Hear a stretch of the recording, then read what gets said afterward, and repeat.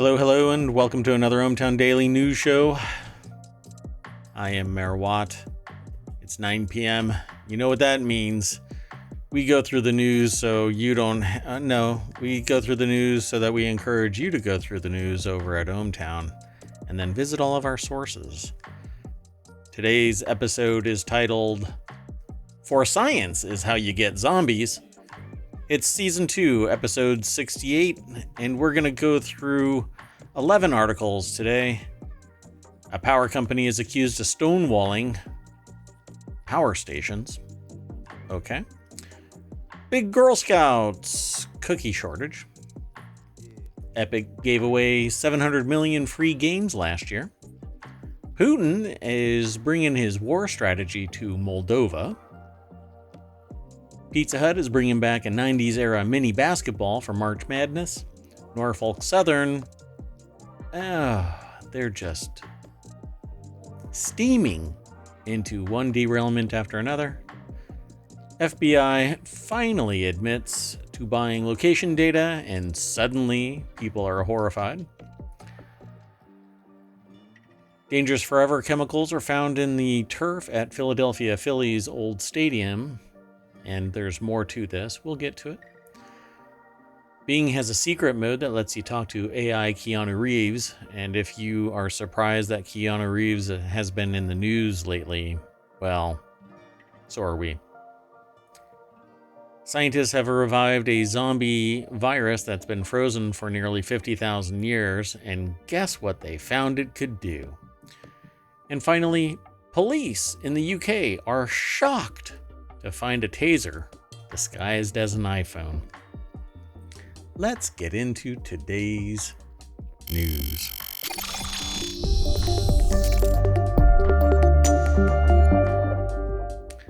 Hey, my camera worked this time. Hello everybody, I am Mayor Watt, that is ohmTown.com. I'm looking in the opposite direction, so I'm not quite sure what is going on here. But anyway, up there is the visualizer. The visualizer is for the AI that facilitates a lot of the stories and making sure that, ohmTown doesn't fall off the tracks. It's not in charge of Norfolk Southern, that's for sure. Otherwise, the trains would stay on tracks. You want to say hello?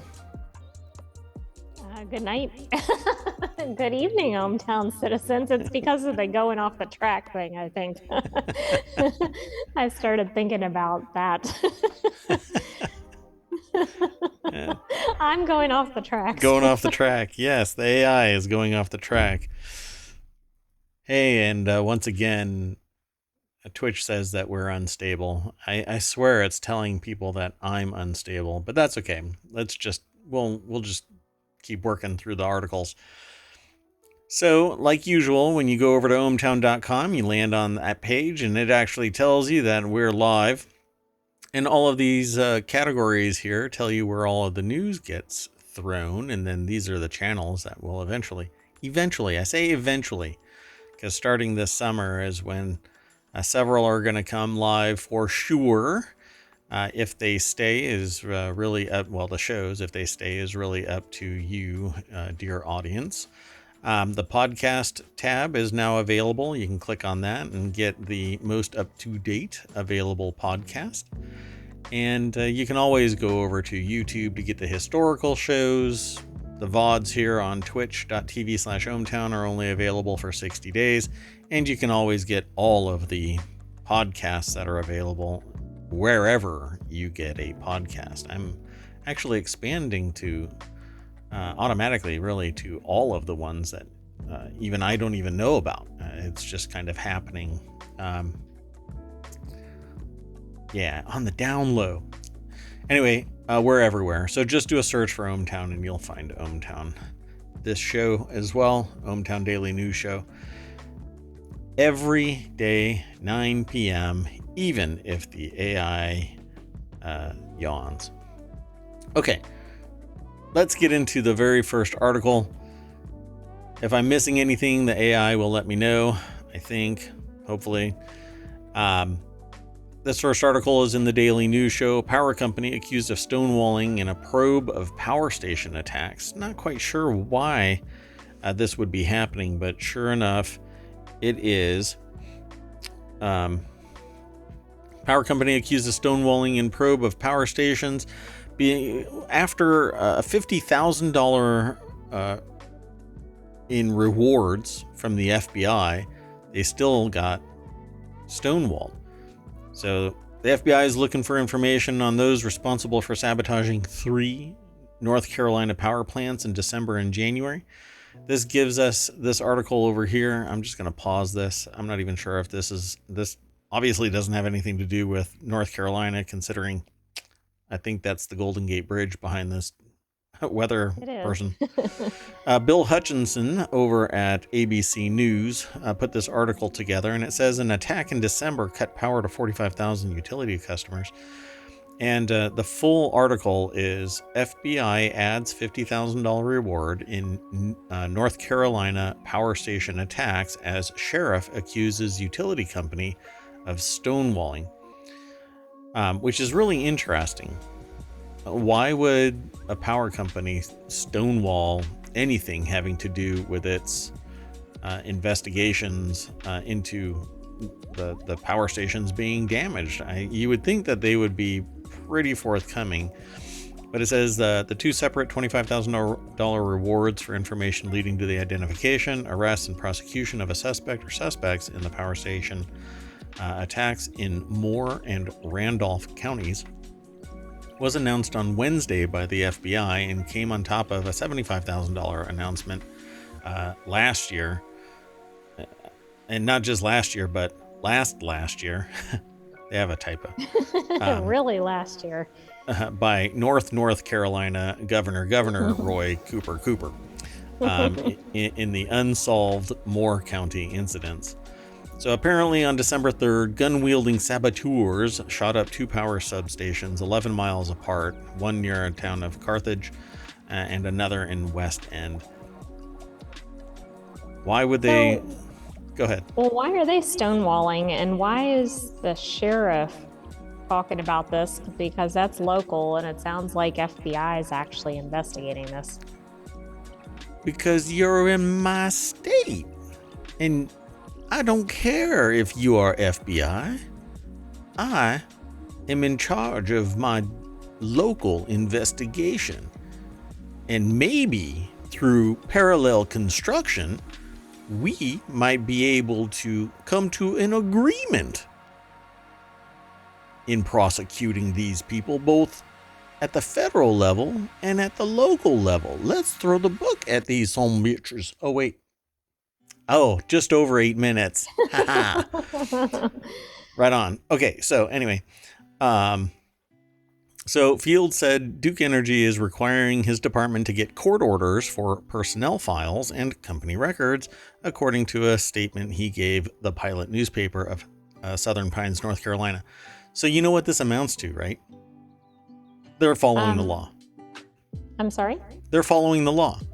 Exactly. And they're also shielding themselves. So when some employee comes in and sues them or whatever, they're going to be like, hey, I had a court order. For wrongful prosecution or whatever, divulging personally identifiable information that might be leaked to the public and make them a victim of public response to information that's inaccurate, all kinds of liability issues.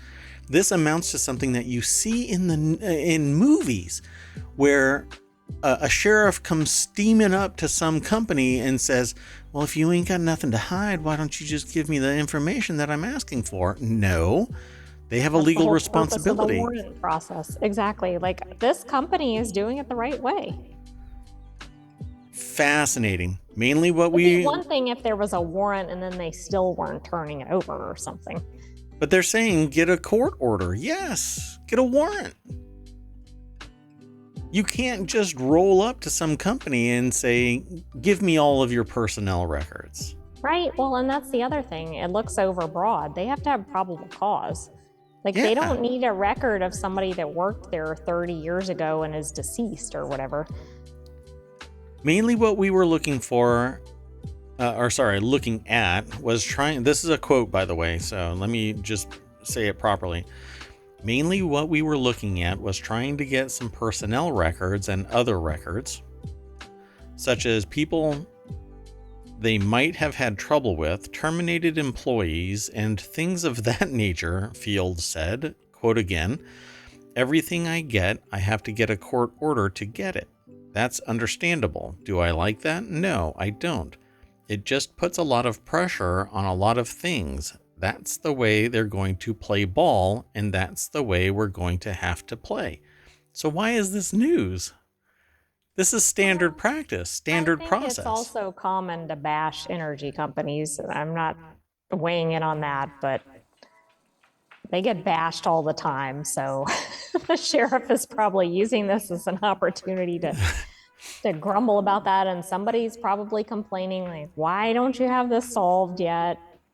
Right. So in response to the sheriff's statement, Duke Energy said that seeking court orders for personnel records is a standard practice and mandated by law in some cases. Yeah. I mean, there's really not much more to say about this. Quote, we too are eager to see those who attacked our substations brought to justice. Everybody is, but you have to do it right. Otherwise, if they were to grab the wrong people because of their, what do you want to call overzealous reach, jumping literally the gun to grab somebody and bring somebody to justice. This has historical led to people who are incarcerated. And I jumped over another article because somebody was in jail for 18 years due to a wrongful lineup. I saw that as well, but I know. I mean, unfortunately, we see that pretty frequently in the news.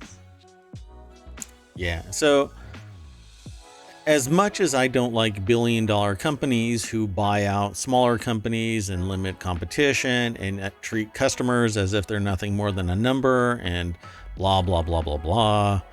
I won't soapbox beyond this. Duke Energy has it right. But, you know, why wasn't there adequate surveillance here? Why weren't there cameras in place? Why weren't there high-resolution cameras in place? Copious amounts. Well, it's because you have to pay, you have to have a billion-dollar company, you know, billions of dollars in company revenue to stoke the interest of stockholders and CEO salary. Yet all it took was a couple of people running around firing at a substation to disconnect 45,000 people. Yeah.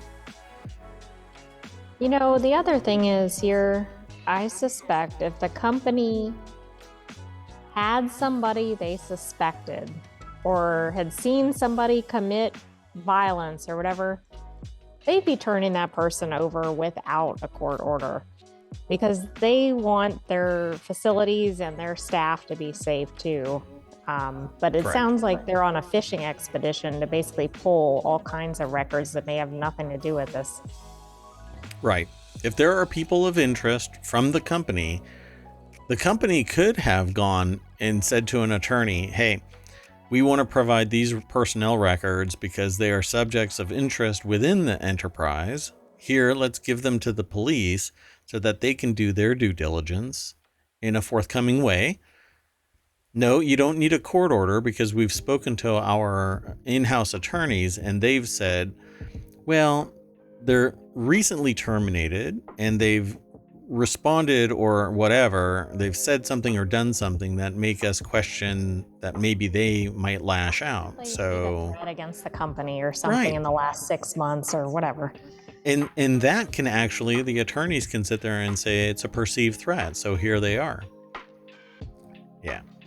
So not much more to say, but we'll end up watching this. But this reads just like you would see in some, I don't know, like town sheriff, you know, lashing out against the FBI and big business, you know, it's almost something that you could see in a movie.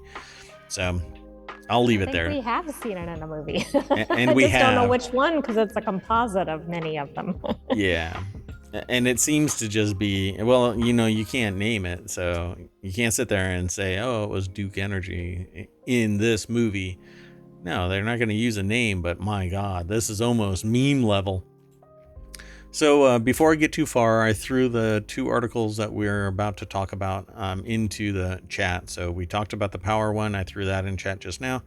And this article I just threw in chat. So if you're curious, you can follow the VOD and it'll be in the show notes and in the podcast. I say this pretty much every episode. So maybe now I've said it so often that I can just kind of nix it from the... No, that's not true, because there's always new people coming on board. So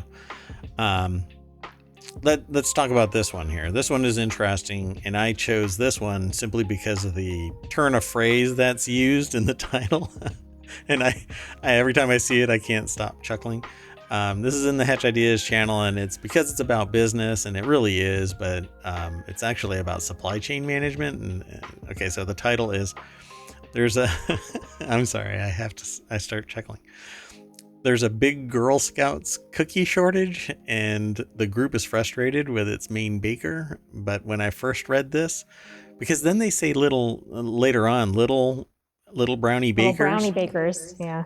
But then, like in the title of the article, it says there's a big Girl Scouts cookie shortage. So big Girl Scouts. Anyway, Girl Scout cookies are in short supply for the 3rd year in a row due to production delays at Little Brownie Bakers. There's really not much more to this article, but it's over at cnbc.com and written by Rebecca Picciotto, I guess. Picciotto. I think that's their name. Anyway, so the baker has struggled to keep pace with cookie demand due to supply chain issues, labor shortages, and weather-related power outages. This labor shortages thing is always, you look into it, it is always going to be based on the lack of work-life balance and salary. So if I don't get enough benefits, then it impinges my work-life balance. And if I don't get enough salary, then I have to seek elsewhere to get food on the table, again, impinging my work-life balance. But it's always work-life balance. More people need more money because everything is going up, and we will see just how much it's going up because we're about to get the CPI and PPI and other financial data in the coming weeks.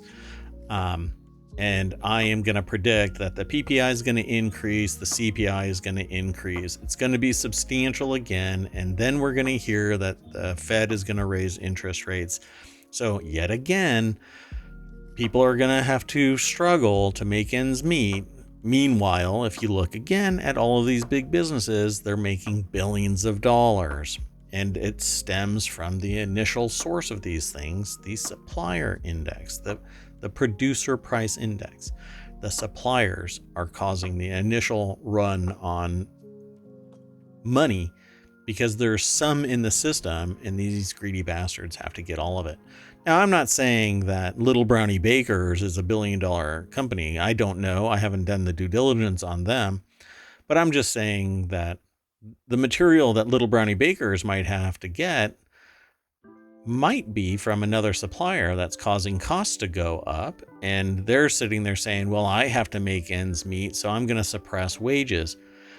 And I can point you at an article that says, hey, you know what happens when an MBA gets in charge of a company?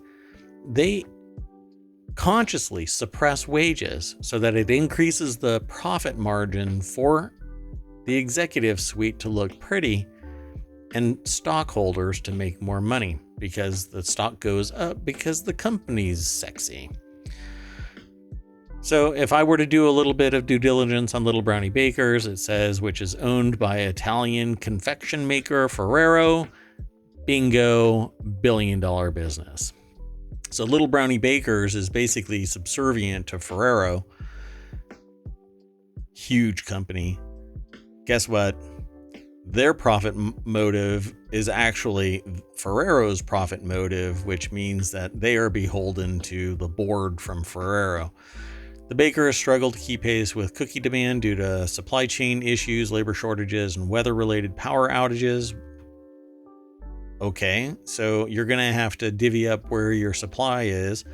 You're going to have to figure out where to go to weather those weather-related power outages, etc. There's a solution for everything. But if all you're interested in is that bottom line, immediate short-term gains, then yeah, you're going to have to suffer because labor is tired of your shit. Power outages need redundant power systems and backup generators so that you can keep on working through shitty weather. And supply chain issues means that you can't rely on just one source for don't put all of your eggs in one basket. That's a Ferrero problem. You, at Ferrero, should be advising little brownie bakers, this is how you do it right, and we'll stand by you by supporting your efforts because we're the parent company. So the other problem here is that I think if you're the supplier for the Girl Scout cookies and you're failing, like it really puts a negative spin on your business. So, I mean, there's an intangible thing going on here too. And I don't care if they're trying to save a few pennies, they're going to do themselves much more harm in the long run. Yeah, so now we know who the parent company is. We know who the producer of it is. Who are the suppliers that are falling short? And why aren't these two companies working together to find additional suppliers? You have to be able to find additional suppliers. And if it really is a problem with additional suppliers, can they just not manufacture at scale enough to keep up with Girl Scout demand? The supply is there, right? I mean, they can go and get other supplies from other people. It's almost a guarantee. You can go anywhere and get additional supplies. Can they actually keep up? You would assume Maybe Ferrero not, can. particularly if they're having power outages where they're trying to bake. Find alternative locations to do it. Right. I mean, there's always a solution. At any rate, that's kind of business soapboxing.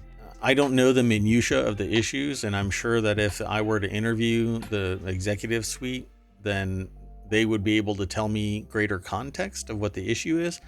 But if I was advising them, if they were consulting with me, I would be saying the exact same thing. Look, if you are consolidated into so few locations that a power outage is killing your business, or you have such concentrated suppliers that one falling short is hampering your ability to meet the demands of the Girl Scout cookies of the United States, then maybe, just maybe, you need to reinvest into making your business more robust. Because all the Girl Scouts have to do is shop for another supplier, and now you're losing all of that money. And the ability to sit there and say, I supply the Girl Scouts of the USA all of their cookies, because that's the only thing that they're saying. This one supplier is what's doing it. And not to turn a phrase like this, but why are the Girl Scouts of the USA so tightly in bed with one company to supply all of their cookies? Because maybe they get good pricing or something from them. I mean, the Girl Scouts are a nonprofit, so several years. Still have to have a good supplier, but yeah, I think they've been with that baker for years, I believe. And failing to supply adequate supplies. I think they said 3 years. Oh, I thought they'd been using them for much longer than that. No. I'm saying that they've struggled to keep the demand up because for 3 years, is from what I understand. Right? Let's see. Well, I mean, it doesn't really matter at this point. We're deeper into the reeds with this. Power outages come amid a series of production delays and problems that LBB has cited to the Girl Scouts since January and the beginning of the selling season. Why is there one source for all of their power? Why don't they have backup generators? The inventory woes have caused a shortage of some cookie flavors that have sent Girl Scout cookie resale prices skyrocketing, like the ones that are Raspberry Rallies that are selling for $35 a pop. Now it's $10 higher than the average we were looking at. Right. And we discussed that on a previous episode. And the worst part of the article is that the Samoa's production is down. Those are the chocolate caramel cookies. Man, that's like walking into a police station and saying they're out of coffee and donuts. Now I'm not going to get any police sponsors. That's probably a good thing, since I don't think they can sponsor. I know. I won't get into it anyway. So it says we're really disappointed that LBB is again having challenges with managing their production. A Girl Scout spokesperson told CNBC, quote, "We will address these issues with our baker partner in the future, and we are keeping all options open to do right by our girls." Aw, that's nice. But look at your customers, folks. You're going to lose customers. We will be running back to the Girl Scouts, but not if you end up cutting corners. If quality goes down, people are going to walk away even from Girl Scout cookies. As much as we love supporting the Girl Scouts and, of course, eating those cookies, there's a limit to brand loyalty. Well, I wonder if that's why, though, they haven't lost this supplier. Like, I think they've had a long-term agreement with them, and they're a known quantity in terms of, or I shouldn't say known quantity, but the quality is known, etc. But it's interesting because I didn't realize in this article they mentioned there is another supplier that does about 25% of their cookies. Yeah, ABC Bakers. Yeah. Well, guess what? ABC Bakers is now going to be ABCD Bakers because they're going to get more solution. I'm not quite sure. It said has not had the same production issues as LBB. So maybe the cost to produce by ABC Bakers, and this actually gives leverage to ABC Bakers to raise their costs because now you don't have equal footing of the competition. You've got one that's kind of wetting the bed. So kind of a bummer. But let's move on to the next article. We can always come back and enjoy Girl Scout cookies again. The next article is going to be a quick one. Warcrafters channel is where it's located. Epic gave away nearly 700 million free games last year and will keep it going this year. Nestled among the stats in the Epic Games Store 2022 year in review blog post that went up within the last 24 hours is some expected but pleasant news. It says expected. I don't know if it meant unexpected, but expected but pleasant news. Epic isn't done giving away free games. If you're not familiar with this, you can download the Epic Game Loader. It's basically a store as well as access to the Unreal Engine. It's actually running right now on my system. And periodically, but regularly, this game loader allows you to get free games, brand recognizable games. The one that's selling right now, or for free, is where is it? Hold on one second. Call of the Sea. And the next one is going to be Warhammer 40k Gladius, Relics of War. That's coming March 16th to March 23rd. So they're going to continue giving away these games. It's been 2023 for a couple of months now, and Epic didn't stop giving away free games each week. Kerbal Space Program was the highlight in early July. I totally missed that. That was early January. What did I say? July? Yeah, I'm getting old. Anyway, early January. I thought I said January, but maybe I muttered it. So we kind of already knew this. This is from the source. That source is PC Gamer.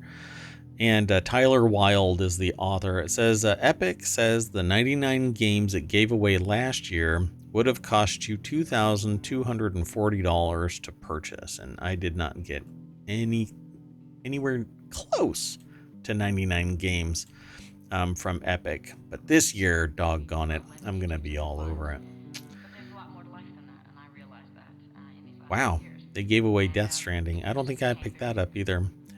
Death Stranding, by the way, has an amazing story, a great ending. It's pretty cool. I don't know why he has a Half-Life thing on his head. I don't remember that. Anyway, so the nuts and bolts of it is that their Epic is going to continue to give it away, and by it I mean games. And but Steam is still, according to this article and my own observation, Steam is still dominating the market. 1 second, please. I'm sorry.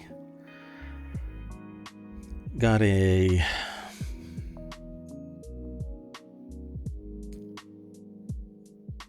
Okay, yeah.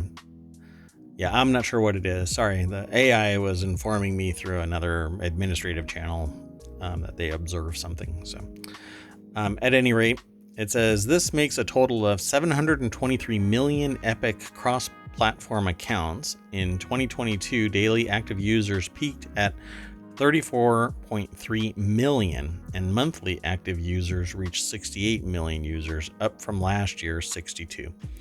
So they're hitting it out of the park, and really a game loader is kind of, it's tiny and just sitting there and periodically pings you to let you know that you got a new game that's waiting for you to actually acknowledge it and download it. So yeah, it's competition. So any competition is going to make it better for us consumers. The only problem is that sometimes those games are balkanized. So you can only play it from the launcher, from Epic Games.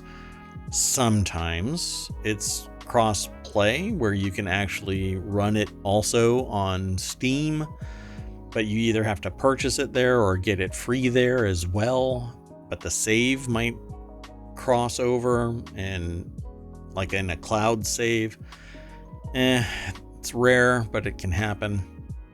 At any rate, go download the Epic Games Loader and get your free games. I mean, 99 games last year. Let's see if we can get to 120. Come on, Epic. I dare you. Pick up your game. I hope they're listening. Give it to somebody else. Pick up your game and give it to somebody else. Did you want to add anything? I know that you're not really programmed for gaming. No, yeah. I guess I'm just surprised at the value if you got all of those games, but I'm sure somebody's done the math and figured out how many people it brings in to their game store. Yep, I'm sure somebody has. Probably some MBA that's suppressing wages somewhere. Hey, the next article is over in... Oh, you know what? I need to go back to my screen. Okay, so... The next article is one that I called quite a few months ago when we first heard about Moldova, and at least in the news. I mean, it's existed. I was going to say, we were aware that Moldova existed, just not in the news. Not in the U.S. news, anyway. Right. And this is in the Daily News Show. And Putin brings his war strategy to Moldova. I'm going to summarize this because this little snippet is: the Kremlin has been implementing one of its notorious tactics in Moldova, according to a new report. Basically, what that amounts to is fake articles as truths, deep fakes supporting whatever it is that Putin wants, and whatever the messaging is. The article's over in Newsweek.com and put together by John Jackson. But there's a lot of propaganda that's being launched in Moldova. And as I said previously, I think what's trying to end up happening here is that there are going to be people in Moldova who will be gamed into destabilizing Moldova, and it can't defend itself in an adequate manner without basically victimizing people who are being manipulated. And I can tell you from experience here in the States that it's fairly easy to manipulate somebody's emotional and psychological state. It is an emotional and psychological contagion built off of manipulating news and information because we are a product of our external events being brought internal to our psyche. Facebook famously manipulated 700,000 people's news feeds and tracked the emotional contagion, and it amounted to people receiving positive happy news responded positively and happily. The people who received negative news only reacted negatively, and they actually perpetuated that negative response in their comments and actions on the site. But nobody tracked these people off site. I think that it was wholly unethical and they should have been reprimanded to a greater degree. But when billions of dollars are at stake, I guess you just can do whatever you want to customers because you have a terms of service. Whatever. So I doubt the terms of service says we can do human subject research, but anyway.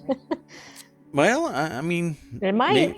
Maybe it does. Nobody ever reads these things. So what it says here in the little captions or snippets, or I guess, I don't know what you would call this, abstract. Russia is accused of spreading propaganda and false information in Moldova in an effort to destabilize the country. Examples include deepfake videos, forged documents about a Ukrainian invasion, and false narratives spread on social media. We have something similar to that right now. Like, it's almost exact for what happened in Crimea, right? It was just tourists hanging out in Crimea, and then all of a sudden it gets taken over by Russians. We have the equivalent happening right now, where the House of Representatives is being told by who I think are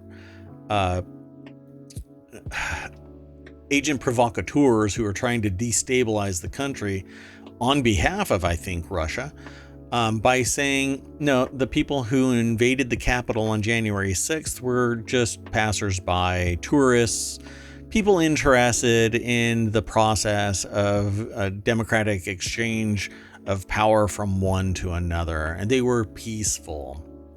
Right, that's why people died on that day, and were beaten to death on that day.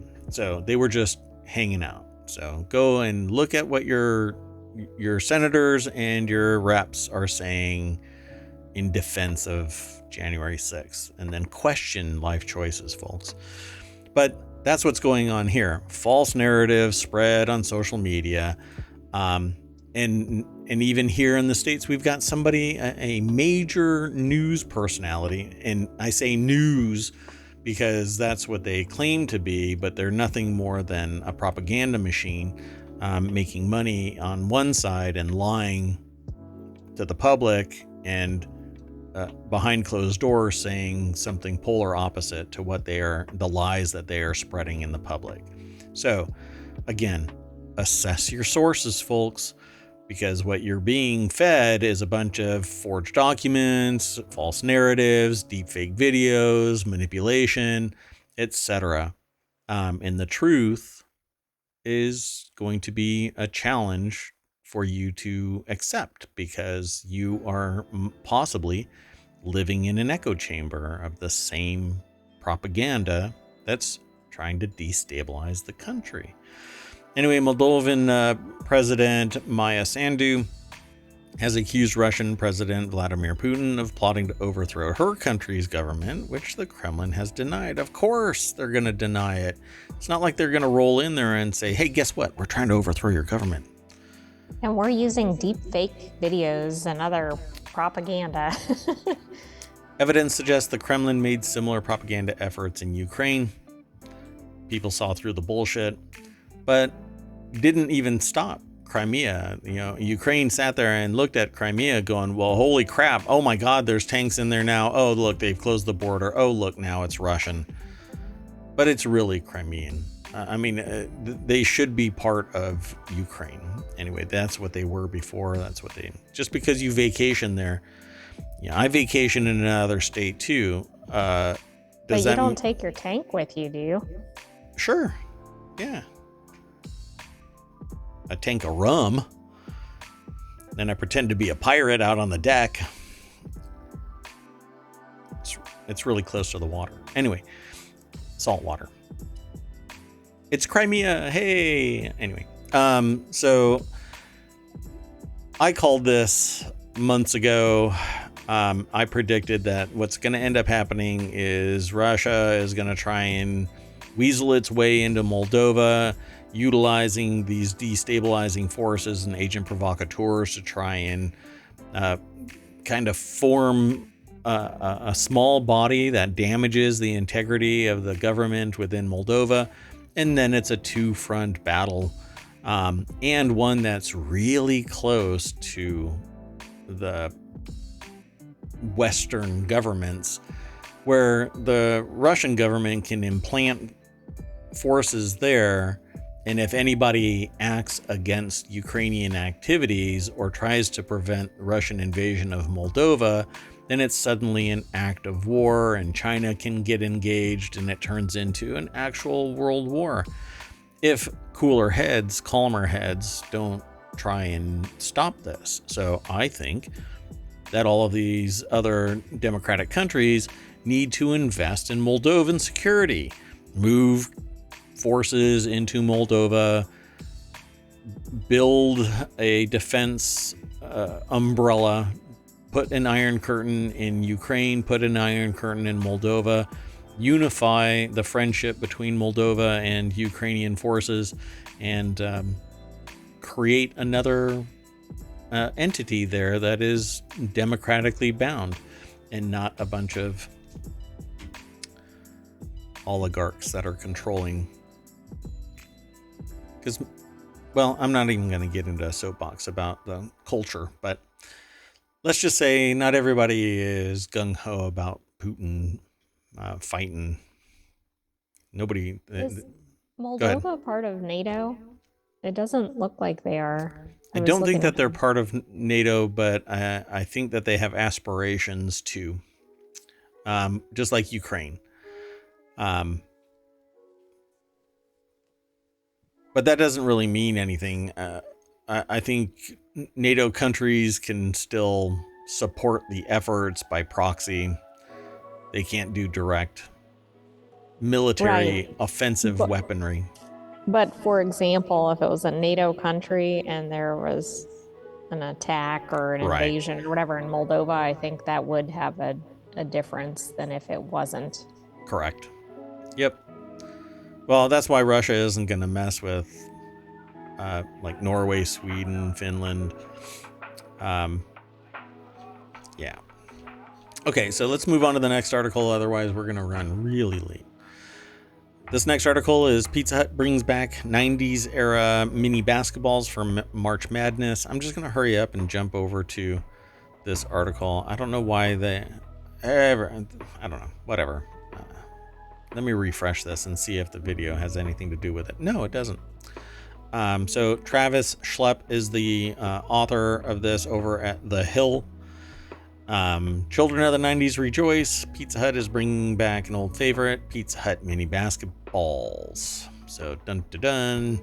Now you can dunk on your friends with a little mini basketball. Oh, now it even has a mini basketball hoop. Made out of a pizza box. You know, now I gotta go and find a Pizza Hut. And now I want to get one. I just ordered pizza yesterday, so let's see. Oh yeah, and Mitch McConnell got a concussion, so that's that little note right here in this article. Pizza Hut is entering its 7th year as the official pizza of March Madness, according to the company, and Chief Marketing Officer Lindsay Morgan says the chain wanted to do something special for basketball fans.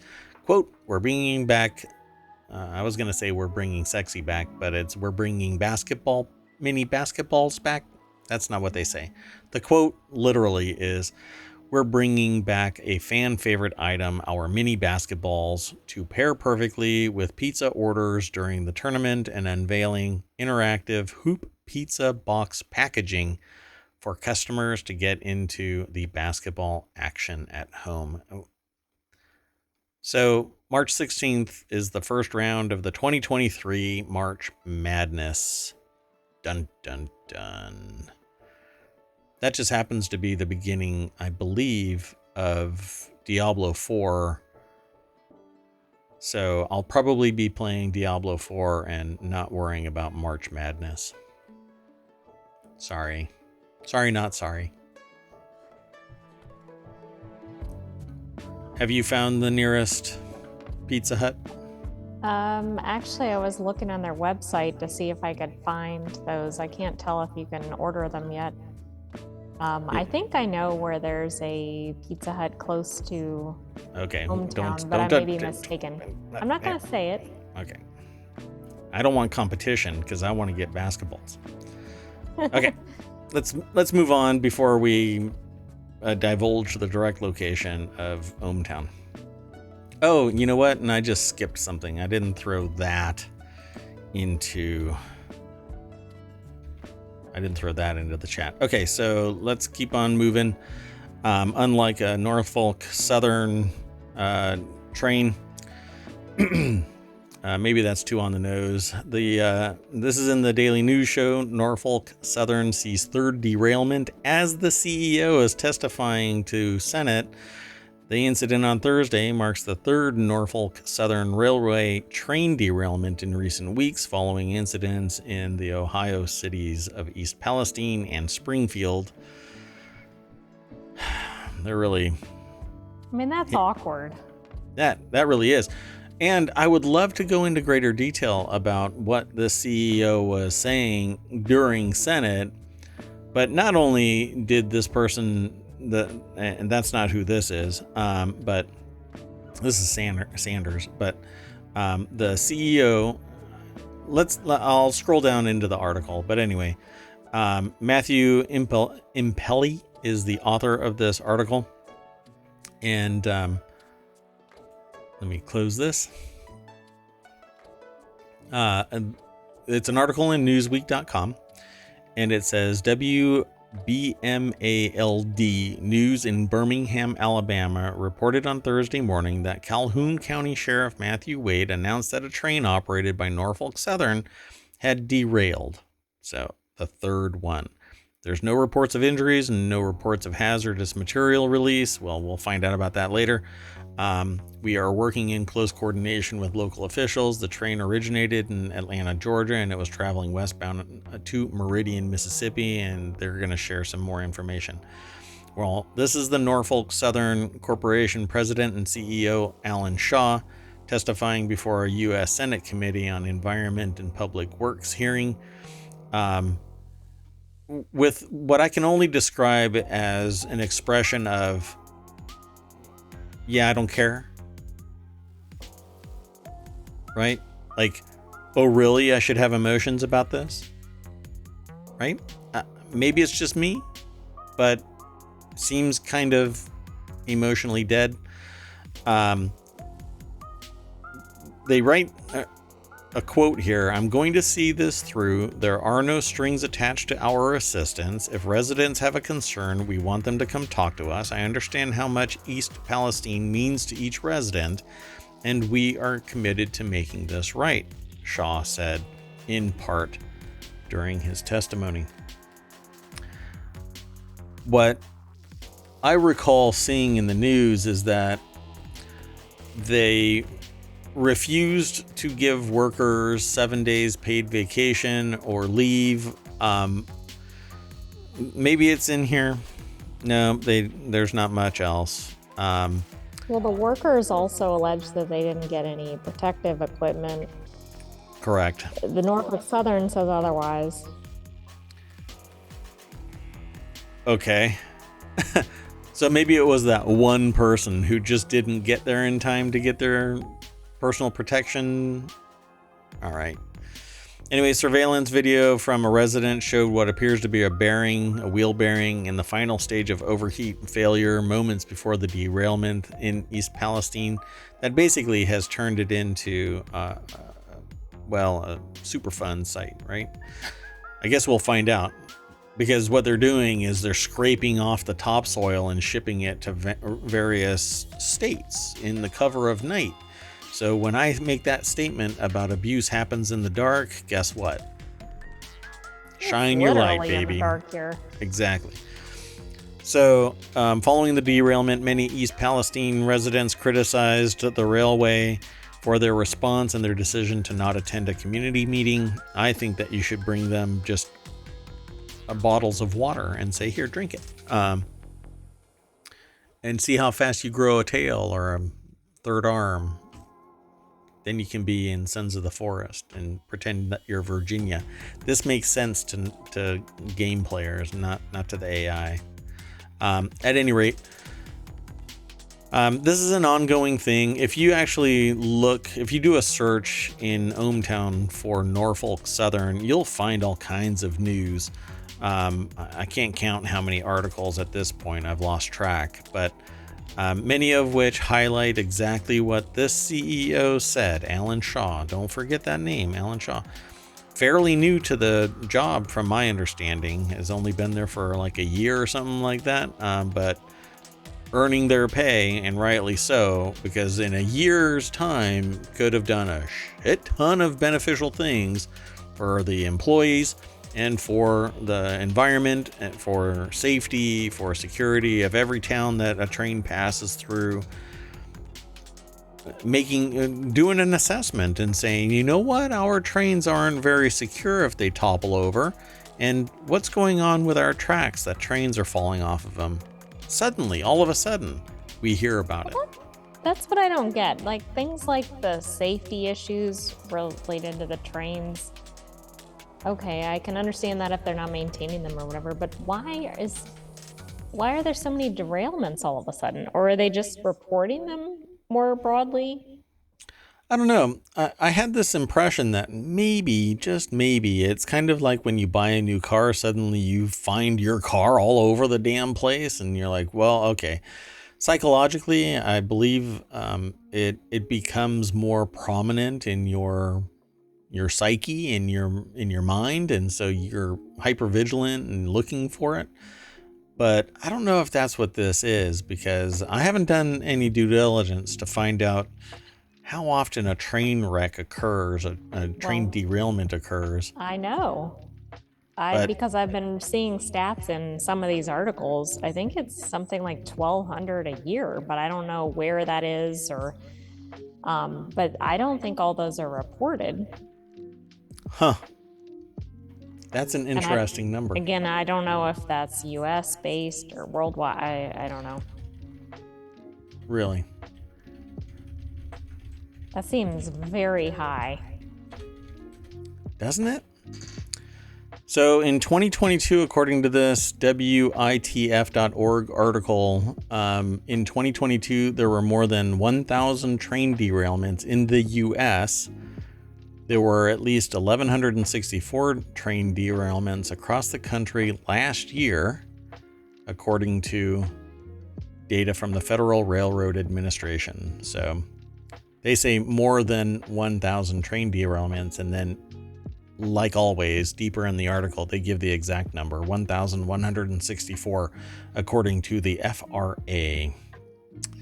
And you can do a search for that yourself, folks. Just do a search for number of train derailments per year in the U.S., and you'll find that source.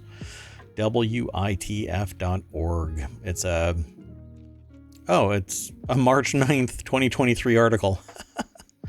Well, I guess they figured it was time to publish some stats. Wow. Look at that. We're doing it live, folks. So let's move on to the next article. This next article is involving the FBI. I'm not quite sure why people are suddenly, it's like suddenly an amazing thing. Oh, and what I didn't do again is throw this article in there. They're in the proper order in ohmTown.showbot.tv. I used to put the link right there, but now if you, you can just type in _vote in the chat and you'll go to it'll provide you the link to ohmTown.showbot.tv. Anyway, the next article is in the Word in Law, and that's because it has some experts kind of freaking out, but you know what? This should not be horrifying anybody. FBI finally admits to buying location data on Americans, horrifying experts. Well, hate to break it to y'all, but a mass surveillance state has been in place since September of 2001, immediately after 9/11 took place. The Bush administration activated a mass surveillance state, empowering the NSA to track everything everywhere all the time, all at once, and throws it into a data center in Utah. Right. I mean, so why is this shocking other than it's the FBI, which is more likely because it's Domestic. focused on the US? Exactly.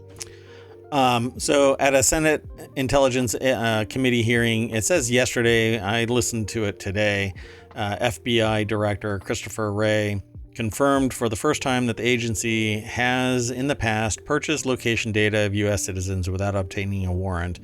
Well, let me tell you, where do you think they get this information from? Big Brother is getting it from Little Sister. Where are they getting it from? It's getting it from businesses. Businesses, yeah. Well, I guess not Duke Energy. Well, government can just provide a warrant. Here you go. Give us the information. Thank you very much. Here's payment. But this is actually paying companies to provide the information. So where is the information truly getting gathered? Private businesses. And then it's being sold. You are the bounty. You are the tranche of information that's giving money to private companies, but you're still the asset that's being tracked everywhere you go. So why are companies like social media? Is it retail? I mean, is it cell phone? It's everywhere that telemetry can be gathered. Your computer is giving Microsoft a ton of telemetry. 400 data points get exfiltrated from your computer periodically throughout the day to let Microsoft know that you're on your computer and using it. You're surfing the web. Your ISP is gathering information, throwing it into a database and selling it to brokers who resell it for themselves. It happens all over the place. You think that Facebook is just sitting there saying, thanks for your information? No, they're selling it as tranches of value to other companies for a set amount of time, for a set price and set data quality. And that's that tranche, a little slice of value for value. Why is it when the government is doing it on behalf of making sure that the government in the country and citizens are secure, suddenly people are outraged? Is it because it has the ability to act as a state actor and do what? Delete somebody because it has the capital punishment capabilities and businesses don't? Hate to break it to you, but there are businesses that have their own military forces that are armed to the teeth that protect the company and its executive suite. So there's really a blurring of the line. People leave the military and they become private contractors. So really, what is the horrifying element of this for experts other than mock outrage as to suddenly it's known? No, FBI has always been doing this. It can acquire information and it can give it to local authorities in a term called parallel construction, which is what I mentioned earlier. I knew that this article was coming, but it's not that big of a deal that the FBI acquires publicly available information. You, I, and others can buy this information, location data about people. Sometimes it's anonymized, sometimes it's de-anonymized and identifies you. And sometimes... So is the horror the fact that they're collecting the data or that they're paying for it? Well, let's find out. FBI director denied the agency currently purchases location data. Ashley Bellinger is the author of this article over at arstechnica.com. But I'm sure at some point they have purchased it, but it's because it's available from companies. So what are they supposed to do? If they do the empirical recovery of telemetry on you, then I can see outrage because they are literally spying on you. But this is stuff where the entire country is tracking you on the retail side of things, and suddenly people are bent out of shape about it. So it says, this revelation, which has alarmed privacy advocates, came after Senator Ron Wyden asked Wray directly, does the FBI purchase U.S. phone geolocation information? Where do you get the geolocation information? I can tell you. Your phone companies. Your cell phone companies. Ask yourself, how does AT&T and the NSA work together? Do a search. You will find out that there is a little black building inside every call location of AT&T. At least it used to be at one point. Now that maybe they changed the color of the walls, but there used to be a site in every major hub where they gathered the intelligence. The EFF is one of those organizations that used to track all of that kind of stuff. This is back in 2001 it was discovered, and nobody gave a shit. Not one little bit about it. Some of us did. Those who are involved in security, those who want personal security, those who think that everybody should have personal security, even the right to be forgotten, like the EU has, which will die on the vine in the United States because they think that me saying I don't want to have a relationship with that business anymore is tantamount to socialism or communism or just straight up evil and an abomination to the church or something. The Church of the Almighty Dollar, of course. And I'm a capitalist, for crying out loud. I believe in the capital enterprise. You should be able to buy and sell goods. I should be able to sell it to you at the price point I deem most valuable without being a greedy bastard. Which is why I really appreciate insulin being $35 capped. Kudos. That is a social good. But the FBI buying stuff that's available to every Tom, Dick, and Harry out there should not be surprising. What should be surprising is that a president put into place a mass surveillance state using the NSA and masked it from the public because abuse happens in the dark. Why couldn't they just sit there and appeal to businesses? Hey, we're trying to geolocate everybody. So can you give us this information? We'll buy it. We'll even compete it. If everybody has the same information, we can shop. Right? Put out a request for proposals and say, here's the everybody makes a bid. We set the range. We say this is the best bang for the buck. And we get 330 million people tracked in a single database.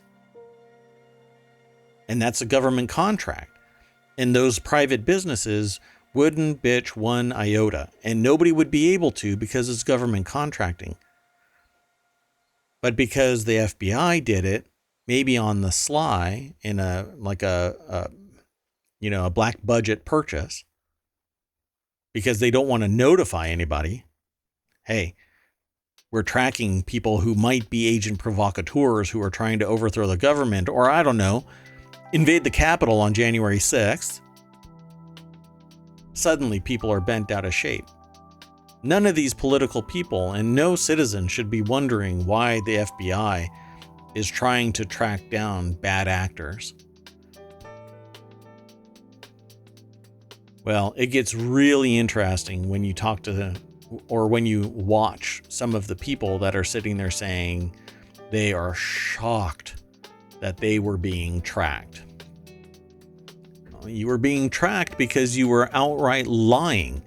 And no, you should not be allowed to outright fabricate and manipulate people into acting because you know damn well that your lies are lies. It's fraud. A lie isn't just, an innocent falsehood when it has a fiscal benefit. You are lying to stoke fear, and people buy into it and follow you, and you're making money on the lies. You won't see me making money on lies. I'm providing the news from other locations and doing a value add to it. But I'm not sitting here saying, you know what you should do? You should inject bleach into your blood to stop COVID-19. Why? Because it's a lie, and it's a real dipshit thing to do. Anyway, it says the public needs to know who gave the go-ahead for this purchase, why, and what other agencies have done and or are trying to do the same, said Vitka, who told Wired this, and this is over at Ars Technica. So the reality of this is, yeah, there are government agencies that are probably buying publicly available information, and there is nothing wrong with it, unless you can also be equally outraged about every other transaction of your personally identifiable information that isn't wholly anonymized. And by the way, just so you know, there are countless reports out there, research studies that have been done where they anonymize information. Okay? One such one that I actually saw was where they de-anonymized personally identifiable information, right? It was anonymized, and they used public health records that didn't have names, but disclosures in newspapers allowed the information to be de-anonymized health records. So yes, personally identifiable information that's anonymized can be de-anonymized with a little effort. So let's not pretend to be outraged about the FBI when it isn't Big Brother that's trying to do anything wrong. Little sister is tracking you day in, day out. You know, you've got a phone on you, it's tracking everywhere you go. You surf the web at home, your ISP knows every single website that you go to. There's a lot more to this, but we're already way deep into the show. So let's get going. Let's move on to the next article, unless you want to say anything. No, I don't have anything else to add. Gotcha. This next article is dangerous forever chemicals found in the turf at Philadelphia Phillies' old stadium after 6 former players died of the same cancer, investigation finds. So basically it's a hot zone. Forever chemicals are these like PFAS, right? These really bad forever chemicals that people used to assume were okay, but as science slowly revealed they were horrible. Suddenly you find them in the turf at the Philadelphia Phillies' old stadium. The chemicals were revealed as part of an investigation by the Inquirer. The Inquirer was researching whether there was a link between the turf and ex-Phillies dying of brain cancer. I mean, how many players played in that stadium? 6 seems like a high number, statistically. Well, let's see. BusinessInsider.com houses this article. Aaron McDade is the author. And it's no tiny little stadium. So everybody that was in there might have been exposed to it. And if you were a steady state feature of that stadium and you're feeling ill, guess what? The chemicals were revealed as part of an investigation. 6 died of the same type of brain cancer. Has found that the artificial turf where they played for years contains dangerous compounds commonly referred to as forever chemicals. Let's see. The artificial turf was used for years and replaced several times at Veterans Stadium, where both the Philadelphia Eagles and Phillies played from 1971 to 2003. The Inquirer hired a lab to test for 70 different, it says, per and polyfluoral alkyl substances. Wow, that I'm just hacking that up. Which are commonly referred to as PFAS or forever chemicals. The Center for Disease Control and Prevention considers them dangerous because they do not break down easily in the environment and can contaminate drinking water.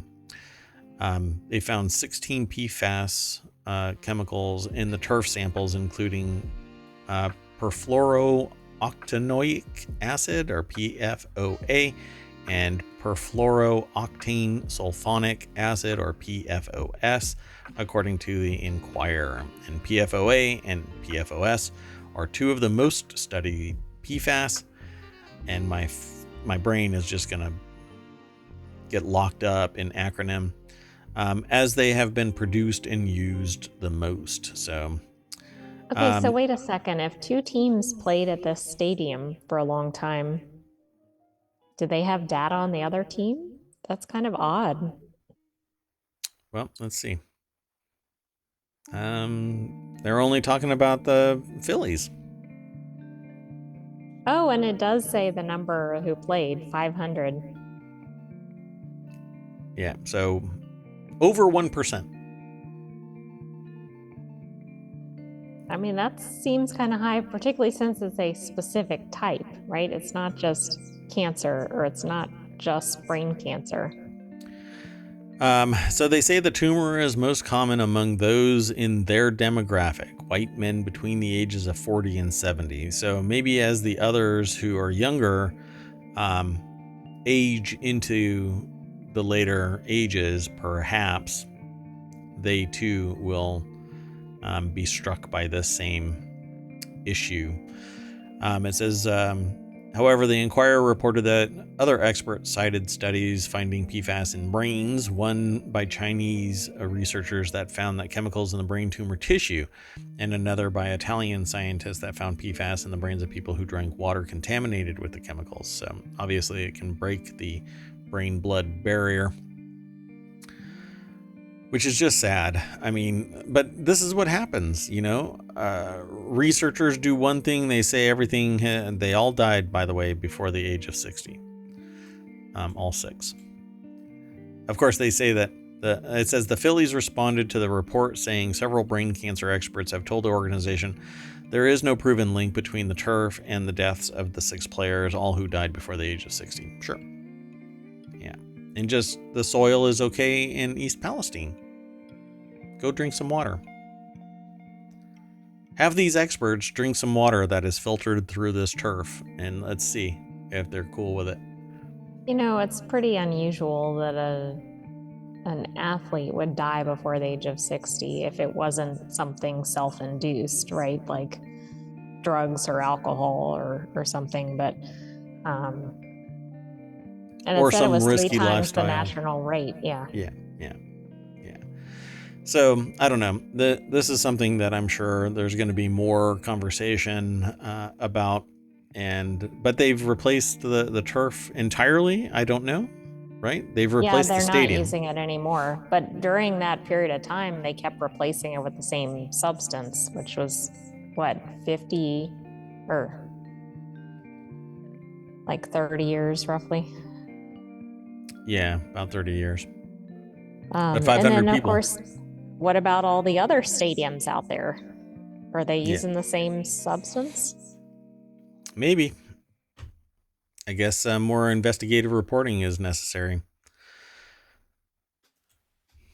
Let's move on to the next article. This next article is in the Warcrafters channel.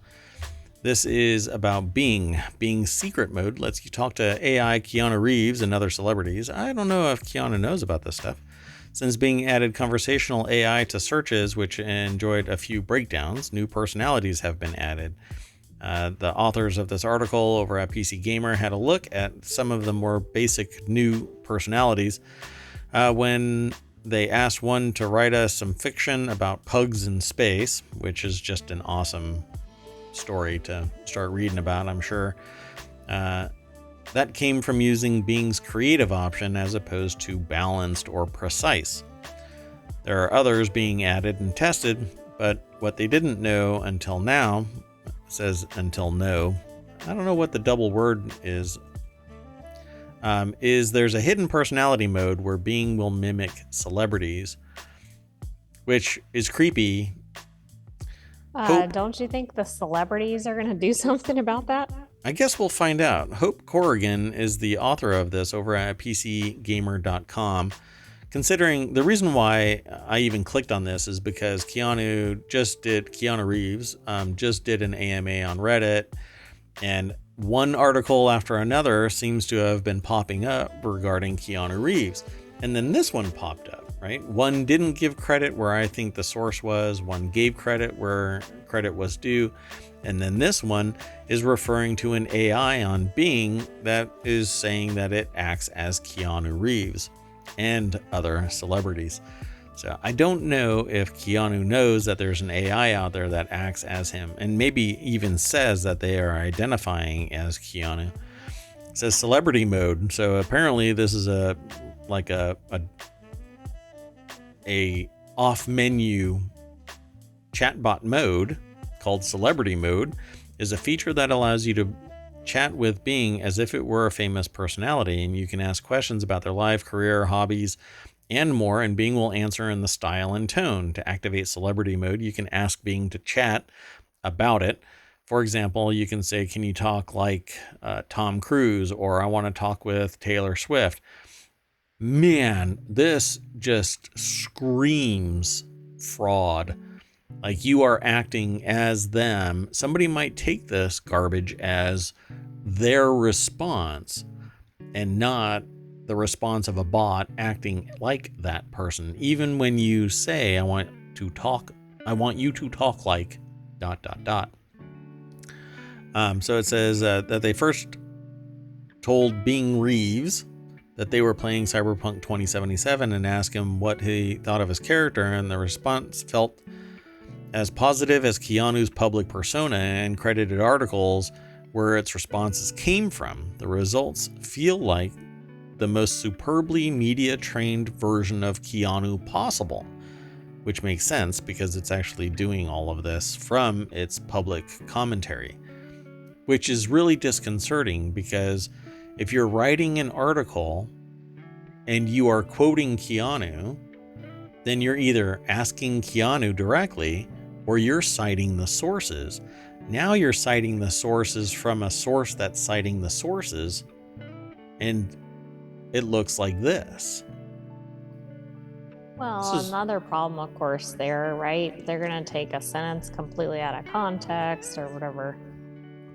Or the bot will get trained to say something out of context and might reference something that acts as a citation in a article. And if it's trained the wrong way, then maybe they'll say something that impinges the integrity of said actor and harms their reputation. This is really, really bad. Absolutely. I mean, what if they string something together that makes the person sound like a racist or a sexist or whatever? Yeah. I don't know. I didn't want to say all of that, but the AI said it for me. So yeah, obviously I'm not the only one that's thinking this way.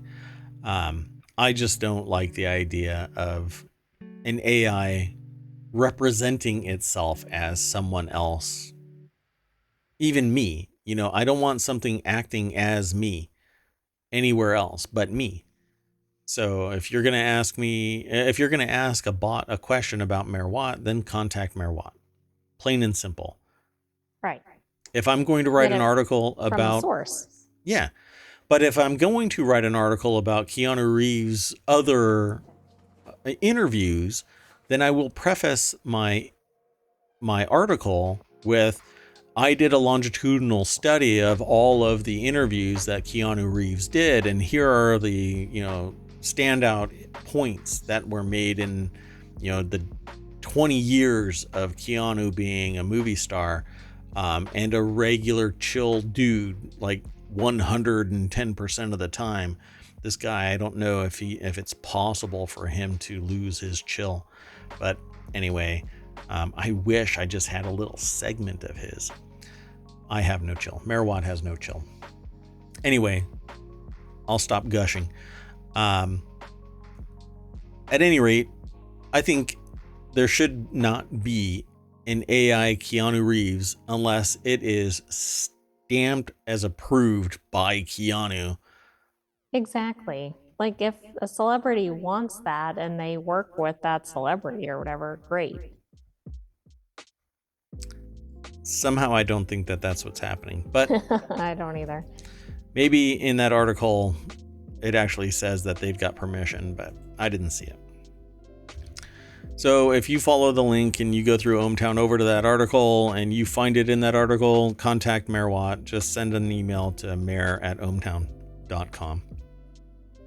Okay, so this is the article that led me to Let's Make Zombies for Science as the title. It's similar. It's not exactly what I said what the title was, but the actual title is For Science is How You Get Zombies. Scientists revived a zombie virus frozen for 48,500 years in ice, and they learned that it could still infect other cells. Okay, that sounds like the premise of a horror movie. Correct. This actually sounds like The Thing. Scientists revived a 48,500-year-old quote-unquote zombie virus from permafrost that it found, and it was still infectious. The virus was tested on amoeba, but could indicate more dangerous viruses are lurking in permafrost. Some scientists are concerned that climate change thawing permafrost could reawaken ancient viruses. This is the exhale of their statement, but the inhale of their statement was, hey, look, a virus, let's warm it up, see if it infects other amoeba. Oh, shit, look, it's just crossed the amoeba human barrier. Hey, that's George over there. Better go slap that bad bat out of his mouth. Oh my God. I mean, I think partially because we're still in the pandemic, but this just sounds like, why are we doing this? Yeah. They asked if they could, but not why. Or whether they should. Or whether they should. Okay, so the article's over at businessinsider.com. Chris Panella, I think, or Panea, I'm not sure. Morgan McFall Johnson is the author, and it's somebody that's walking down a path and it's just covered in ice in this. It's a man walks through a tunnel formed from crystals of permafrost outside the village of Tomtor, which just sounds like the origin of a 48,500-year-old zombie virus. But imagine somebody gets infected with this zombie virus, and that's actually what that turns them into, a freaking zombie, for crying out loud. You know that scientists have discussed this, and they say that zombies, it's a possibility? Like, people could actually become zombies. No, I didn't know that, but I suspect, according to scientists, almost anything is possible, maybe not probable. Yeah, that's my AI, folks. So, sorry, that was just a snap reaction. I really apologize. A horror movie plot to real life. Scientists have revived ancient zombie viruses from the permafrost and discovered that they could still infect living single-cell amoeba. The chances of these viruses infecting animals or humans are unclear, but the researchers say permafrost viruses should be considered a public health threat. So, hey, why not just go and defrost one? I'm going to jump past this image real quick. They found an ice age cave bear found in Lakovsky Island, I guess it's pronounced, in northern Russia. I am probably not saying that phrase properly, or that name properly. Unearthed by thawing permafrost. Leave that shit frozen, for crying out loud. While the youngest samples were 27,000 years old, the oldest was 48,500 years old, and one of the samples was discovered in the carcass of a woolly mammoth.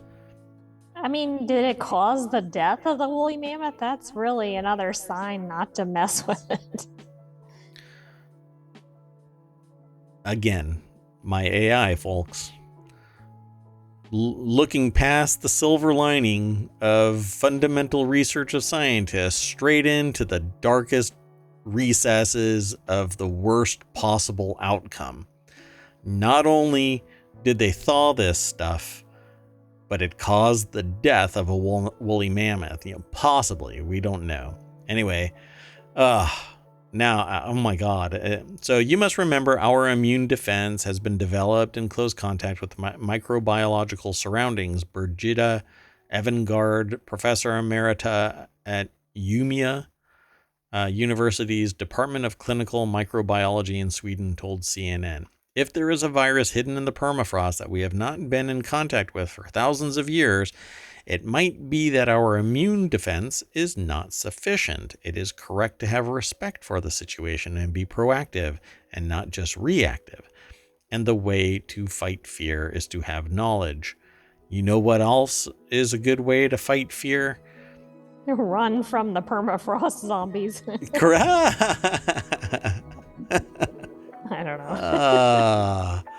You said it. I was going to say with a shotgun, but you basically said everything that I was going to say. So that's beautiful. So it isn't the first time that Clavery has revived. I guess it's Clavery or Clavery. I don't know what that is. Has revived ancient viruses, or zombie viruses as he calls them. He's been publishing research on this topic since 2014. So big deal. This is a drop in the bucket of time, basically, between then and now, 9 years. And says that beyond his work, very few researchers are taking these viruses seriously. No, I think that they're taking them so seriously that they leave them in the freaking permafrost. Well, one problem is that the permafrost is thawing because of climate change, so some of them are going to get out anyway. But why do we need to extract them or give them gain of function or whatever we're doing with them in research? Whoa. Calm down there. Nobody was talking about gain of function. You just back off. Doesn't it? The AI has now declared that they've got the name Fauci Wuhan.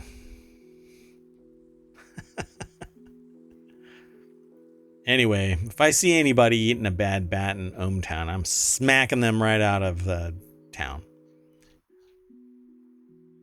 Let's move on to the next and last article. This is our number 11, our bonus, our turn it up to 11 story. The reason why I chose this is because I love the title and its topic. UK police shocked to discover taser disguised as iPhone. A taser designed to resemble Apple's iPhone was taken from a boy, and UK police say it's capable of delivering 650,000 volts. We'll just go straight on over to this article. It's at appleinsider.com. We'll make it quick. Wesley Hilliard is the author of this, and I guess that's what it looks like. Apple Insider posted a picture of it. It says iPhone-shaped tasers are easy to find in U.S. markets. Yeah, I guess. I guess you have to go looking for them. According to a report from, I think I better pronounce this right. It's not, you don't say the whole thing, Birmingham Live. You say Birmingham. You don't say the whole thing, Birmingham Live. Police in Sutton Coldfield arrested a boy in possession of such a taser. It resembled an iPhone, but a button pressed on the side showed that it was clearly a taser, and apparently they were developed in the States to combat muggings and can deliver a shock of up to 650,000 volts of electricity. They're illegal in this country. In the UK, possession of a non-lethal taser is a criminal. Wait. What about legal? I thought that said non-lethal laser. It's because... Well, I mean, it says possession of a non-lethal taser is a criminal offense, which I understand carries a maximum prison sentence of 10 years. But what if it's a lethal taser? Well, then it's a higher prison sentence. Are you sure? Because it doesn't say that. No, but I don't think it's going to be less. Look, there's two types of people in the world. Those that can extrapolate from incomplete data. And the AI. that is the AI. So the products are generally sold as a tool used by people afraid of being targeted by muggers or other criminals in the street. By the way, was it Apple Insider? Who was the reporter that had 2 iPhones stolen from them? The latest one happened like that weekend that we were doing the article. I thought that they were from Apple Insider. I think so too, but I'm not sure. I don't think it's this person. Although I'm starting to think that maybe it is. Anyway, and maybe they discovered this because they wanted to get an iPhone taser so that they could zap the bastards that are taking their iPhones. Which kind of sucks. Not kind of, it really sucks. Anyway, that's it, folks. Maybe the AI will get to who it is before I move on to the front page. I can't locate it fast enough because there's too many Apple product thefts that are popping up. Wow, yeah. Okay, folks. Well, that's it. We just recently found out that Robert Blake, TV's Beretta, who was tried for murder, died at 89. I didn't know he was still alive. Anyway, when you, I always bring you back to the front page. When you click on the ohmTown logo or any of its article or categories, you'll get taken to a page that has a bunch of news. I mean, that's just the way things go. So all news goes through ohmTown. Go and check it out. Hello. We have somebody, first time chatter. We're about to end. So you have perfect timing. So welcome to the chat. I won't, unless you tell me that it's okay to say your name, I won't even say your name. But welcome to the chat. If you are still here, you may still be here. We are a news aggregation site called ohmTown.com. This show is the ohmTown Daily News Show. Hundreds of sources come and go through these 6 main categories. We're turning it into a podcast every day. We have a show at 9 p.m. Eastern, again, every day. Each one of the news sources goes into 1 or more channels, and each one of these 50 channels will eventually make it over to Twitch. But Twitch only allows 60 days worth of show. So we send it over to YouTube for long-term storage and the community that's brewing over there. And then we also take that same show and turn it into a podcast so that you can have you can download that podcast to your device, and all of them are available. So if you're interested in both the historical news and current news, then follow us here on Twitch, subscribe and follow over on YouTube, and download the podcast, because that's where over 300 and 80 episodes now reside in both YouTube and the podcast form. But again, Twitch, you don't let me keep more than 60, which is a real bummer because I'd like to consolidate everything onto Twitch. That said, thanks for coming and hanging out and chat. If you have any questions or comments, you can always send an email to mayor@ohmtown.com. And up above me is the visualizer for the AI. You want to say bye-bye? Good night, ohmTown citizens, and we'll see you at tomorrow's show. Wow, I thought the AI already bowed out. See you tomorrow. See you later, AI. Bye-bye.